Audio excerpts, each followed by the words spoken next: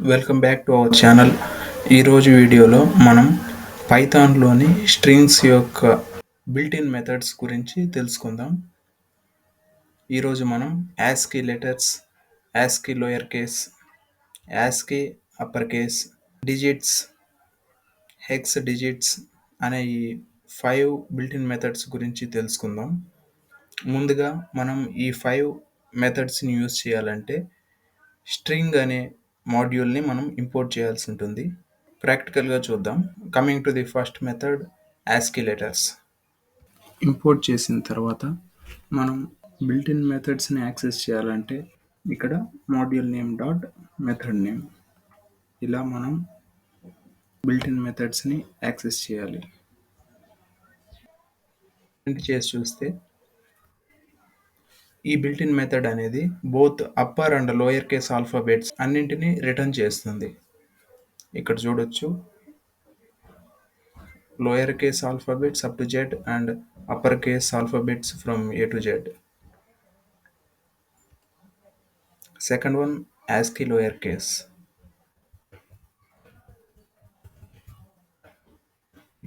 Print చేస్తే ASCII lower case అనే method మనకి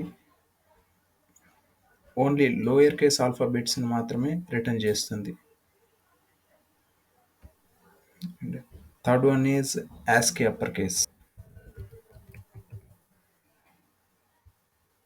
హియర్ ASCII అప్పర్ కేస్ అనే బిల్ట్-ఇన్ మెథడ్ మనకి ఓన్లీ అప్పర్ కేస్ ఆల్ఫాబెట్స్ని మాత్రమే రిటర్న్ చేస్తుంది.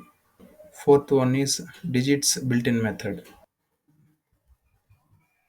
డిజిట్స్ బిల్ట్-ఇన్ మెథడ్ అన్నది 0 to 9 మధ్యలో ఉన్న నంబర్స్ని రిటర్న్ చేస్తుంది. And last one, hex digits built-in method. String dot hex digits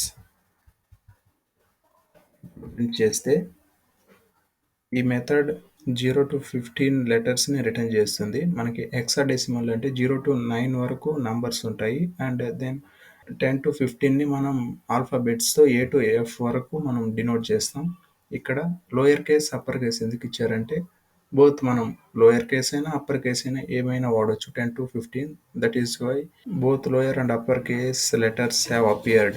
remaining built in methods గురించి నెక్స్ట్ వీడియోలో తెలుసుకుందాం. Thank you.